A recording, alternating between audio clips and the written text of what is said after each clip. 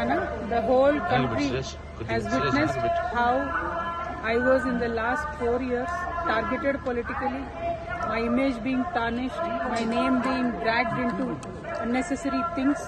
I've always said I am on the side of the truth, and I've always said I have divine blessings, and it has come true today after I've been honorably discharged from the Delhi liquor policy case. I have come to seek the blessings of Lord Balaji. I have climbed up all the 7 hills to reach him. I truly believe that when you are on the side of Satya and Dharma, God will definitely protect you. And soon, in a couple of months, I am also going to float a political party in Telangana. I am hoping Lord Balaji will bless me to serve the people of Telangana in a better manner. I would also like to seek the blessings of the people of the nation, because as a daughter of Telangana, I am making an effort to serve my people. But the entire nation has witnessed the way my name was tarnished and dragged into unnecessary things.